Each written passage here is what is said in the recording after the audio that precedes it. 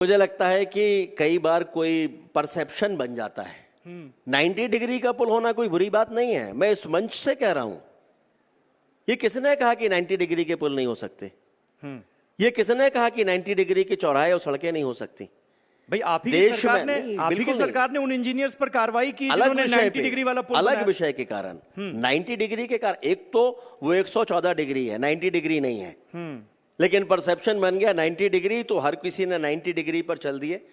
लेकिन 90 डिग्री का हो तब भी बुराई नहीं है। जब आप किसी दिल्ली, हैदराबाद, बेंगलोर, मुंबई, देश के बड़े किसी भी राज्य का नाम लीजिए, 90 डिग्री के अनेकों पुल मिलेंगे।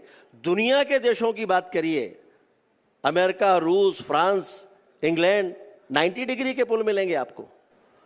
तो महत्वपूर्ण 90 डिग्री का होना नहीं है, महत्वपूर्ण यह है कि तमाम सेफ्टी मेजर्स का पालन उस पर किया गया कि नहीं, रेडियस कितना है उसका पालन किया गया कि नहीं। कम से कम 15 होना चाहिए था, यहां पर रेडियस यहां 20 है, 114 डिग्री का पुल है। वो जो कार्रवाई हुई है रेलवे के साथ समन्वय नहीं बनाने के कारण हुई है, 90 डिग्री के कारण नहीं है वो।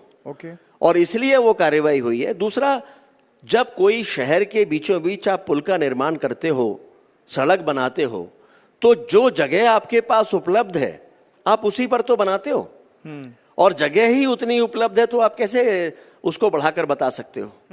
और इसीलिए कई बार आजकल सोशल मीडिया एक ऐसी ताकत हो गया है कि जिसकी मर्जी में जब जो आता है कोई भी कमेंट डाल देता है, और कई बार वो चल निकलता है।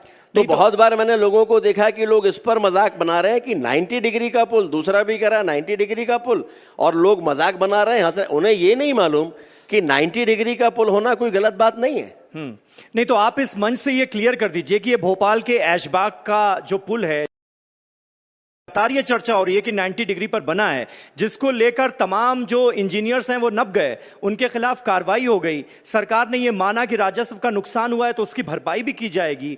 वो पुल जो है उसका स्टेटस अभी क्या है? मतलब वो पुल ऐसी ही स्थिति में रहेगा, या वो पुल तोड़ा जाएगा, या फिर कुछ और आप लोगों ने सोचा है? कुछ क्लियर करना चाहेंगे? विभाग के मंत्री की हैसियत से ही मैंने सारी बातें अभी बोली हैं, और उसी हैसियत से मैं कहना चाहता हूं कि उसमें सेफ्टी मेजर्स का पालन हो, ठीक तरीके से हो, उसके लिए व्यवस्था बनाई जा रही है।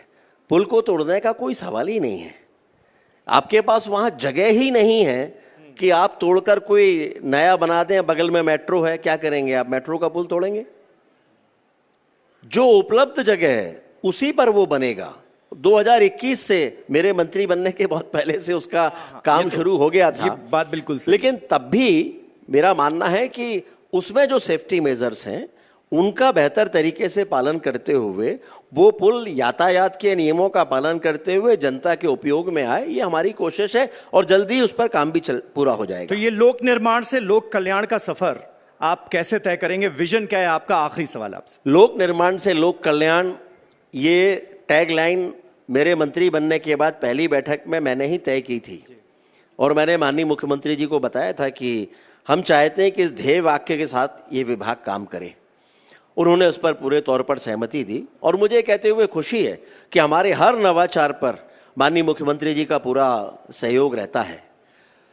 और लोक निर्माण से लोक कल्याण का मतलब केवल यह था कि कई बार विभाग को लेकर लोगों में राय अच्छी नहीं होती, तो विभाग के हर व्यक्ति को यह ध्यान में रहे कि जो कार्य वो कर रहे हैं वो लोक कल्याण का कार्य कर रहे हैं, और उसमें उनकी जिम्मेदारी है। इसलिए कार्य को करते समय वो ध्येय वाक्य हमेशा उनके मन मस्तिष्क में रहे, ताकि गुणवत्ता पर उसी तरह का असर दिखाई दे। अभी बहुत सारे, समय चूंकि कम है, बहुत सारे नवाचार हम शुरू कर चुके हैं। एक हमने तय कर लिया है कि सड़कें अच्छी क्वालिटी की बने, इसके लिए बिटुमिन अब लोकल खरीदी नहीं होगी। हमने टेंडर की शर्तों में सुधार कर दिया है। बिटुमिन केवल Indian oil corporation, Bharat petroleum और हिंदुस्तान पेट्रोलियम, इन 3 सरकारी कंपनियों से ही लिया जाएगा। वो भी एक डिजिटल लॉक के साथ निकलेगा, यानी जो गाड़ी लेकर निकलेगी उसमें एक डिजिटल लॉक होगा।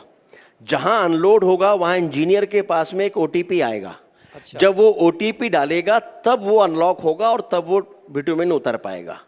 इसके साथ हमने बहुत सी नई चीजें भी तय कर ली हैं।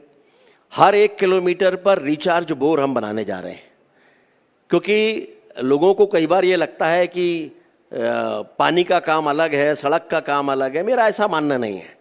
मेरा मानना है कि पर्यावरण के साथ समन्वय हर विभाग की जिम्मेदारी है, और इसीलिए सड़कें बनती हैं तो स्वाभाविक रूप से पर्यावरण को नुकसान होता है, तो पर्यावरण को नुकसान कम करने की जिम्मेदारी भी हमारी है। हर 1 किलोमीटर पर शहर के बाहर एक रिचार्ज बोर बनेगा। अगर 1 किलोमीटर पर एक नहीं बन सकता